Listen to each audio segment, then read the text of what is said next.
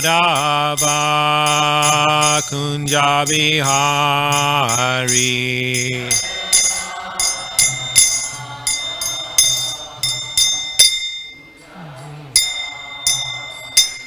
Jaya Om Vishnu Pada Paramahamsa Parivakacharya Sotar Shishimad. His Divine Grace A.C. Bhaktivedanta Swami Srila Prabhupada Ki Jai. Anandakoti Vaishnava Vindi Ki Jai. Namachar Srila Haridas Thakur Ki Jai. Vrems Agho Shri Krishna Chaitanya Prabhu Nityananda Shri Advaita Gadadhara Shivasati Gaura Bhaktivinoda Ki Jai. Shri Shri Radha Krishna Gopi Gopinath Shamakunda Radha Kunda Gita Govardhana Ki Jai. Vrindavan Dham Ki Jai, Navadvip Dham Ki Jai, Ganga Mai Ki Jai, Yamuna Mai Ki Jai, Tulasi Devi Ki Jai, Bhakti Devi Ki Jai, Samavedi Bhaktivinoda Ki Jai, Gaur Premanandi, Hari Hari Bo. All glories to the assembled devotees. All glories to the assembled devotees. All glories to the assembled devotees. All glory to Shishi, Guru, and Gauranga. So reading from Srimad Bhagavatam 3:13-26.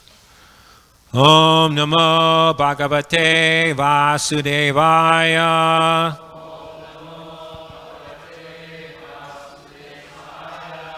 Om Namo Bhagavate Vasudevaya.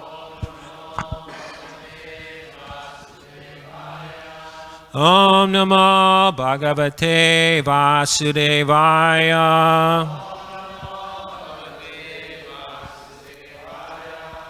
Tesham Satam Veda Vitana Murtir Brahma Vadaryatma Gunanuvadam Vinadya Bhuyo Vibhudodayaya Gajendra Lilo Jalam Avivesha Tesham Satam Veda Vitana Murtir Brahma Vadrayatma Gunanuvadam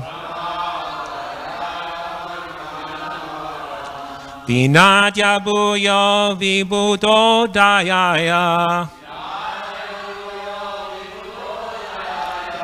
Gajendra Lilo Jalam Avivesha Tesham Satam Veda Vitana Murtir Brahma Vadaryatma Gunanuvadam Vinadya Bhuyo Vibhudodayaya Gajendra Lilo Jalam Avivesha Tesam Satam Veda Vitana Murtir Brahma Vadaryatma Gunanuvadam Vinadya Bhuyo Vibhudodayaya Gajendra Lilo Jalam Avivesha. Someone can chant.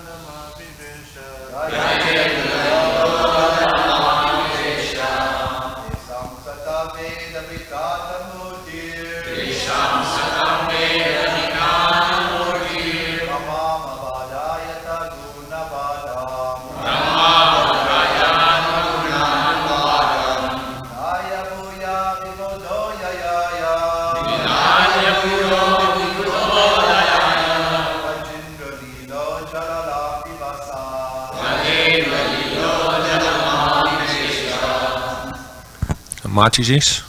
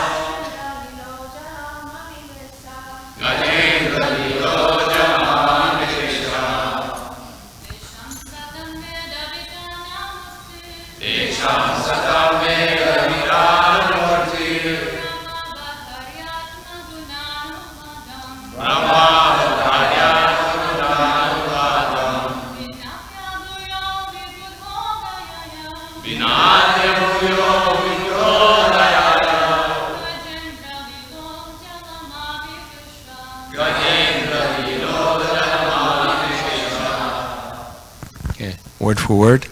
Tesham, of them. Satam, of the great devotees. Veda, all knowledge. Vitana Murtihi, the form of expansion. Brahma, Vedic sound. Avatarya, knowing it well. Atma, of himself. Guna Anuvadam, transcendental glorification. Vinadya, resounding. Bhutyaya, again. Vibhuda, of the transcendentally learned. Udayaya, for the elevation or benefit. Gajendra Lilaha, plain like an elephant. Jalam, the water. Avivesha, entered.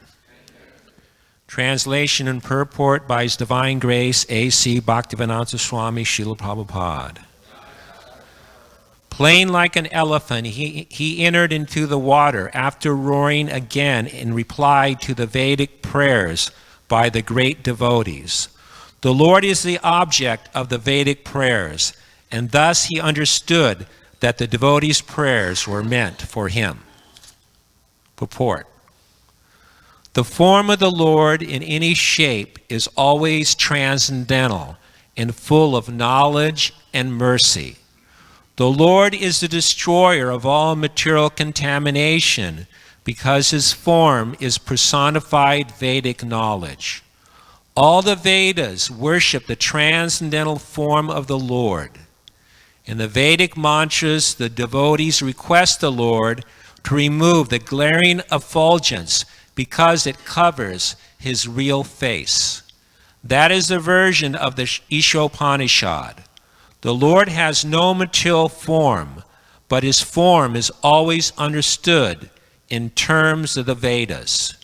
The Vedas are said to be the breath of the Lord, and that breath was inhaled by Brahma, the original student of the Vedas. The breathing from the nostril of Brahma created the appearance of Lord Boar, and therefore the Boar incarnation of the Lord is the personified Vedas.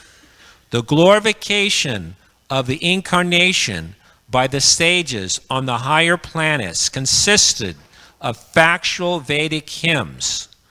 Whenever there is glorification of the Lord, it is to be understood that Vedic mantras are being rightly vibrated.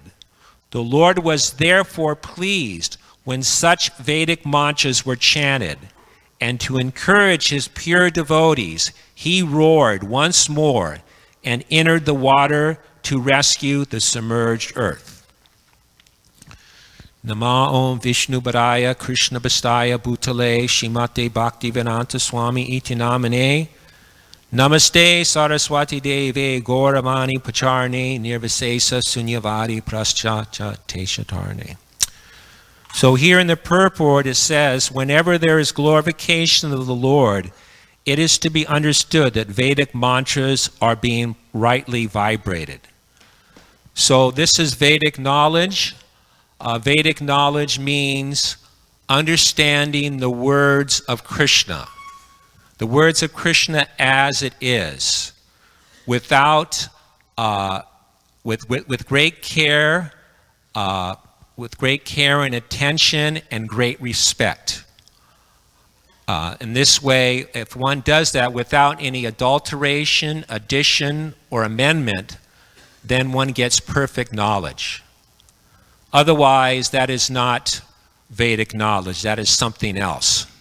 So just like Bhagavad Gita, understanding Bhagavad Gita means to understand it by the disciplic succession and explained by the great sages and learned devotees. This is understanding Vedic knowledge.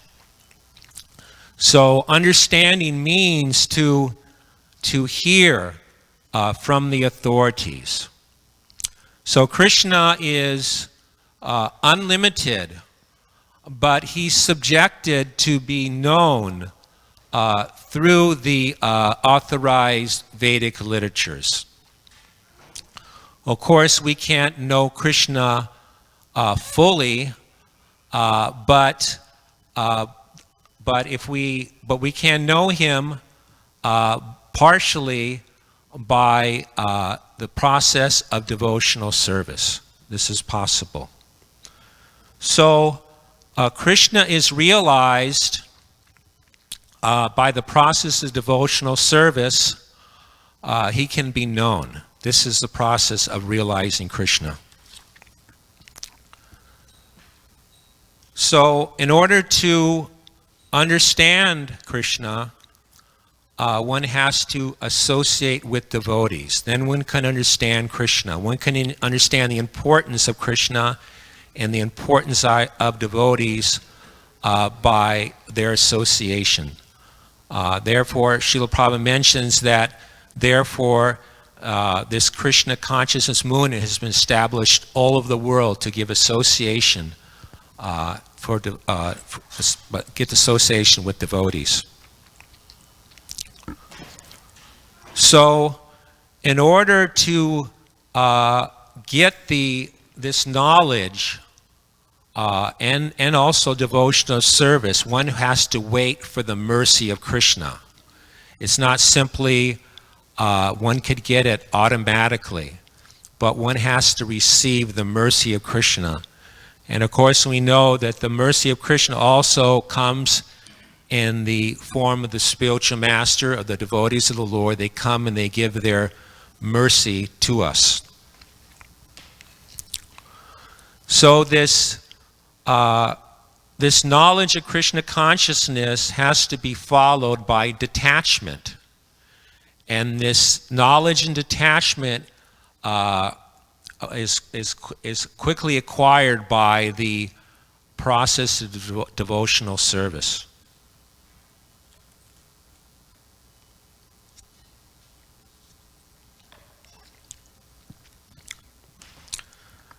So advancement in spiritual knowledge is like it destroys all material desires to ashes. It's like a blazing fire. It destroys all the material desires to ashes.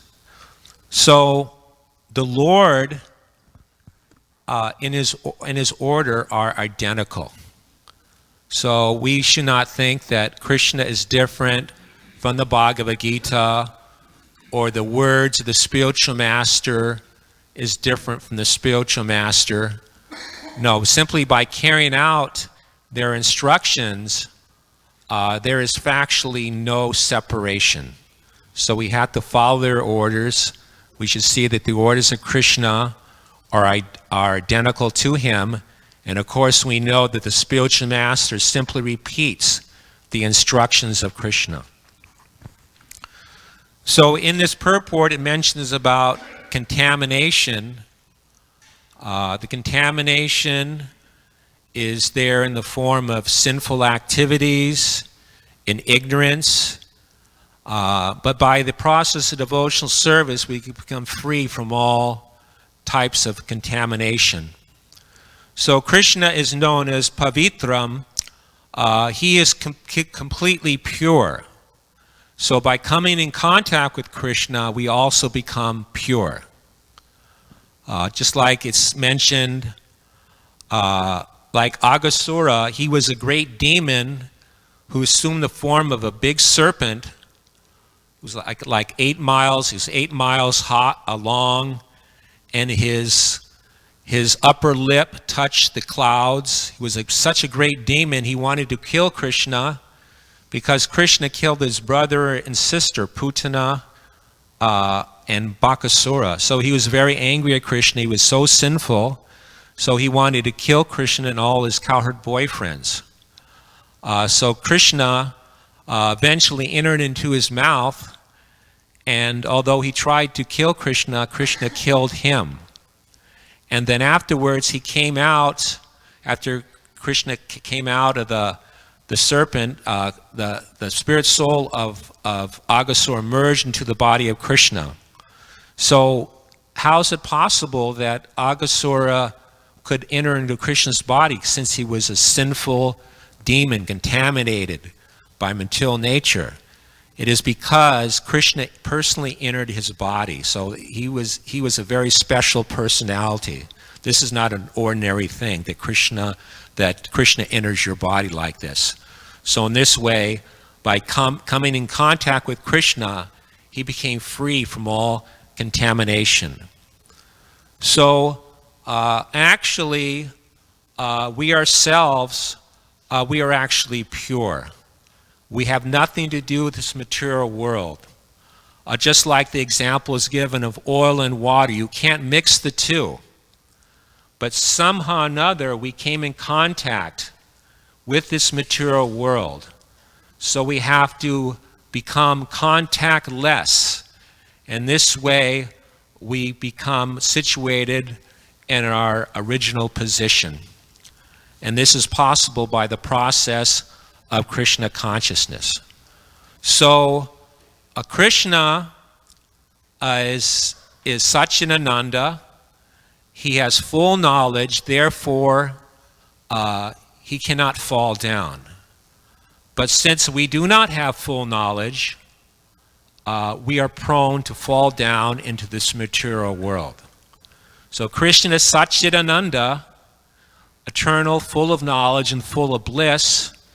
And we are also Satchidananda, but our situation is different in that although Krishna is eternal, we're eternal. Krishna is full of bliss, and we are also full of bliss. Prabhupada gave the example of just like if a car is going along and you're riding on a bicycle, if you hold on to the car, then you also go as fast as the car. So in that way, our bliss can be as great as Krishna, but our knowledge can never be as great as Krishna. And that's where we can prone to fall down into the material world. So in this contamination, our situation is a temporary situation. Our actual situation is that we're liberated. So we have to accept this devotional service in this way, accept it, and it begins from the point of surrender. So this contamination, we have to be free from contamination, and this is obtained by devotional service, by accepting Krishna's mercy, such as in the form of prasadam. By accepting prasadam, food offered to Krishna, then we become purified from all sinful reactions, and we become protected from any other contact in the material world. Whereas if we eat food that's been not offered to Krishna, then we become full of sinful reactions. So this is a very important aspect of Krishna consciousness, to only eat Krishna prasadam. So we're in this material world, but by engaging our body in Krishna consciousness, then it becomes spiritualized. And in this way we perform spiritual activities. And even though we're in this material world, we are not affected by the material world. Just like the example is given of a lotus leaf, although it is in the water, it is not wet. So we have to go on with our activities, and at the same time think of Krishna. Lord Krishna told this to Arjuna. He says, you should always think of me in the form of Krishna and perform your prescribed duties of fighting. With your activities dedicated to me and your intelligent mind fixed on me, surely you attain me without a doubt. So in this way, we have to go on with our prescribed duties, and at the same time think of Krishna by chanting Hare Krishna. In this way, we will be transferred to Krishna Loka without a doubt. So, in order to engage in unalloyed devotional service, it's necessary that we become free from all material contamination. We can't have any material contamination. So, to be free from this material contamination is possible by following the instructions or the directions of Krishna and the spiritual master. In this way, we become free from all material contamination. So, Krishna is just like the sun, and material contamination is just like darkness. And so in this way, by engaging in Krishna consciousness, there is no room for material contamination. There's no room for ignorance.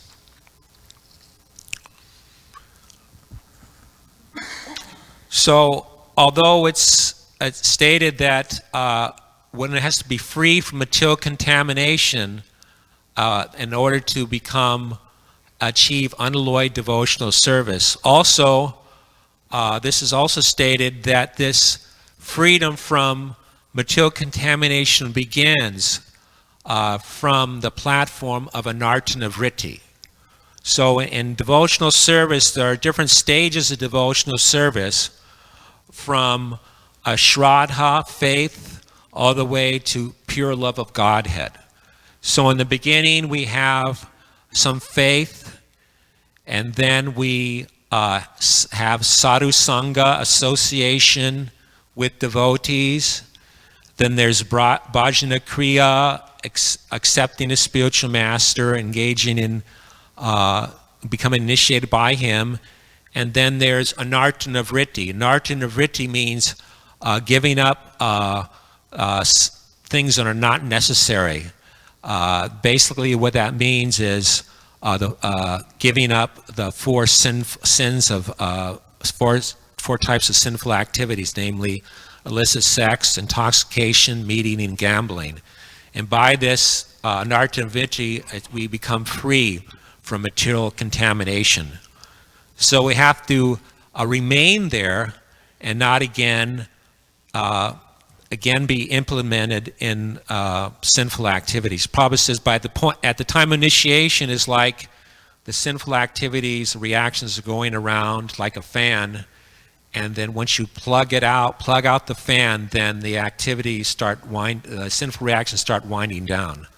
So we shouldn't again plug in the fan and start it up again. So we have to remain in this way free from material contamination. So there's these different types of contamination. The most sinful of the contamination in the material world is the four sinful activities: no intoxication, no meeting, no gambling, and no illicit sex. So this is also described, these different activities also described how, just like the killing of animals, people, they kill the animals to maintain their bodies, but by doing this, they have to suffer lifetime after lifetime. And specifically, the cows are sent to the slaughterhouse, so this is the most sinful activity. So, and also in the country, the government, it says like for the government, the most sinful activity is in warfare. Like in Vedic culture, the wars would be fought between Kshatriyas, one side against the other. But in modern warfare, the innocent citizens, they're being killed. So this is described as the most sinful activity. And these sinful activities also manifest in disease. There's different sufferings. There's 4 different sufferings in this material world: birth, death, disease, and old age. And Srila Prabhupada mentions that disease is the greatest suffering of these 4. And by performing different sinful activities, one has to suffer. Like it's stated that if one kills a brahmana, then one has to suffer from tuberculosis. If one takes intoxications or is a drunkard, one becomes toothless. If one steals gold, then one has to suffer from diseases of the nails. And if one has sex with with the wife of one's superior, one has to suffer from leprosy or other skin diseases. So, in this way, there are so many sinful activities, the sin is also compared to ignorance. So the greatest ignorance is not to understand that the soul is eternal and that it has to transmigrate from one body to another. Unfortunately, the general populace doesn't know this, and therefore they are condemned to transmigrate in this material world from one body to another.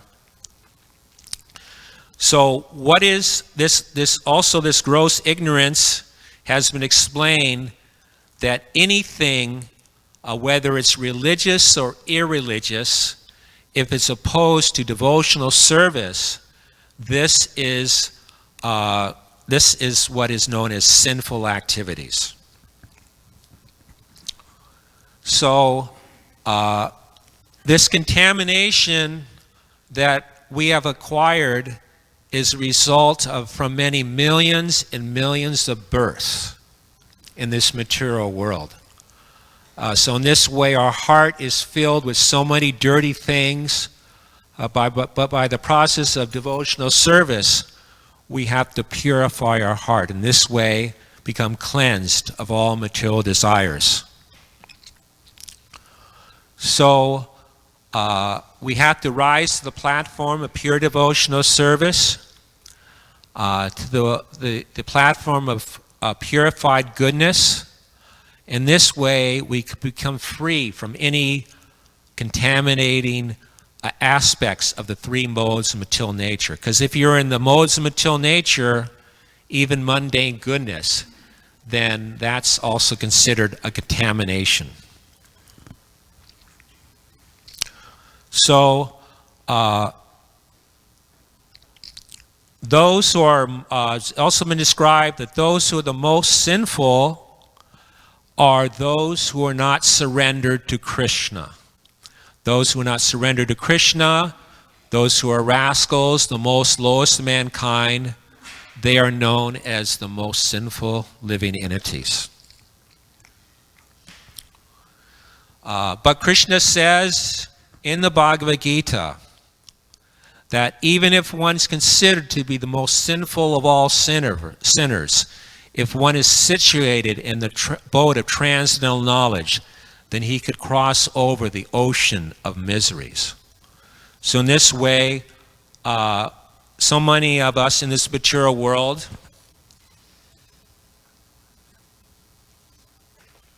before we came to Krishna consciousness, we may have done so many horrible, sinful things, but by surrendering to Krishna, then we can cross over to the ocean of material miseries and attain to Krishna's lotus feet. So in this verse, in the purport, it's mentioned about encouragement.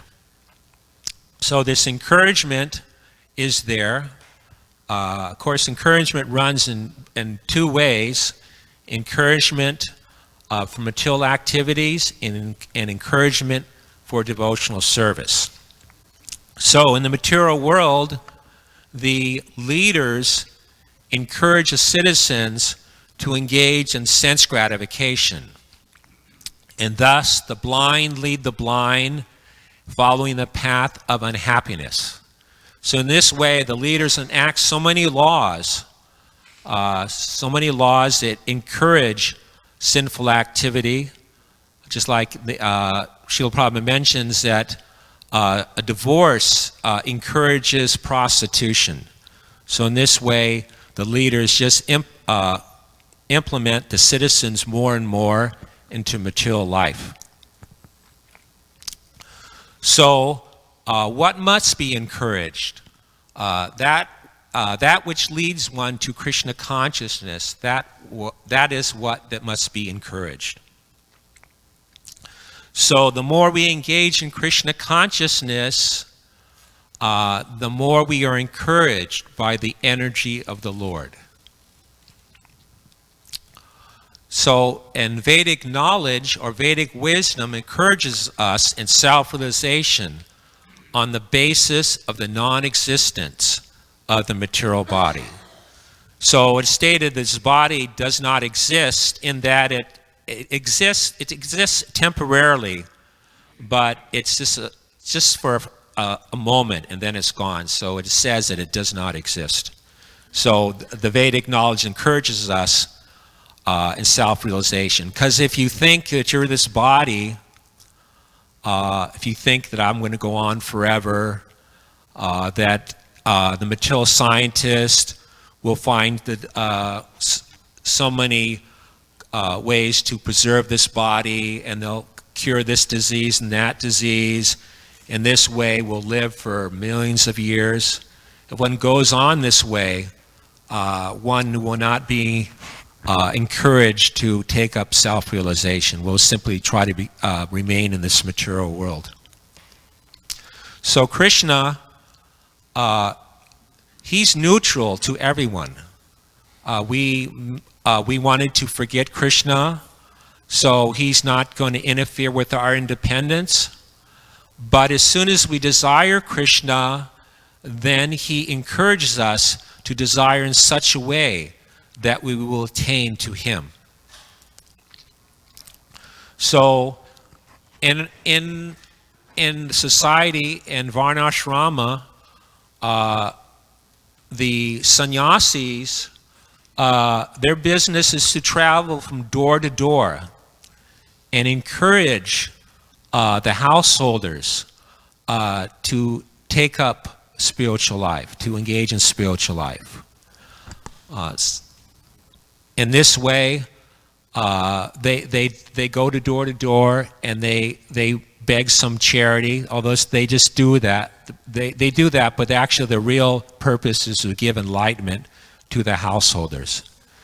And even they encourage most men in society to accept the Vivaha Yagna, the marriage ceremony, because for most men in society, this marriage ceremony is required. It's required even for the Sudra class of men. There's so many different samskaras, but even the Sudra class of men, they're required to have the Vivaha Samskara, the Vedic ceremony for marriage. So in this way, the sannyasis, they even encourage this for the purpose of advancing in Krishna consciousness. So Krishna and the devotees, they give encouragement, just like Krishna encouraged Sudama Vipra. Sudama Vipra came to Krishna to see Krishna, and he brought a presentation for Krishna, which was some paltry chipped rice, but he didn't really want to give it to Krishna. He was embarrassed to give it to Krishna because he was thinking, how could I give Krishna this insignificant chipped rice? But Krishna told him that if my devotee gives me something, even something insignificant, I will accept it with great pleasure. Whereas if a non-devotee gives me something, I don't care for it.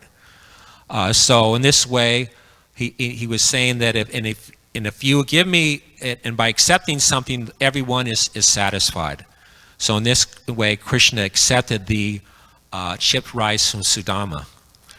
And in connection with Dhruva Maharaj was encouraged by the great sages, because when Dhruva Maharaj was fighting against the demoniac yakshas, the yakshas presented before Dhruva Maharaj some great illusionary tricks, and for a moment he was bewildered.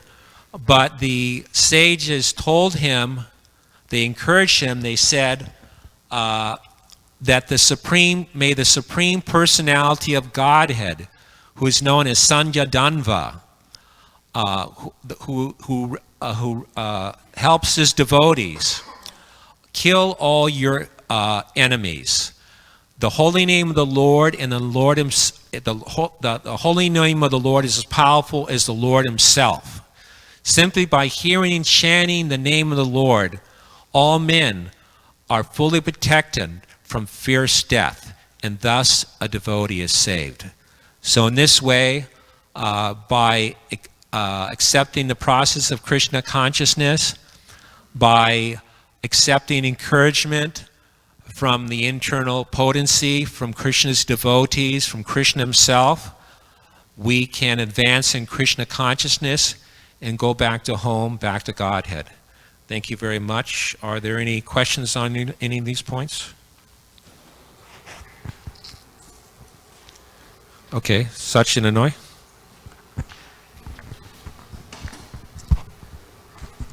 Hare Krishna.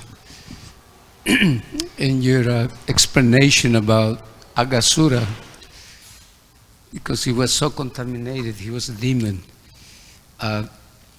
it is said that Krishna entered first, then when he got purified, he went back to Krishna. He entered into Krishna. Well, he was merged into the body of Krishna. So I just want to know this, I want to understand this better. We use the word, or we heard the word, Krishna enters into. Yes.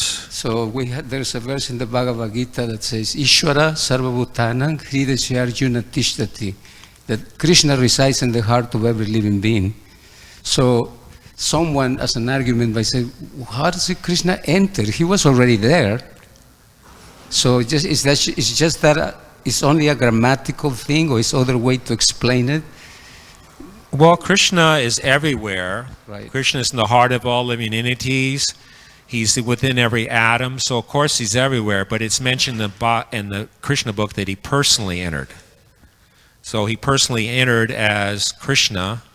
Anyway, we have to accept the basic principle is whatever the acharyas say, then we accept. So it was a special circumstance. So when the Supreme Personality of Godhead in His two-handed form enters into your body, then one can understand that one is purified regardless of one's situation.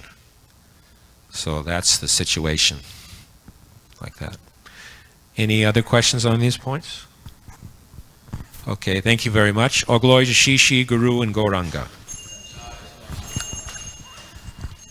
Hare Krishna Prabhu's Parvata Muni, as we all know, is not doing good, and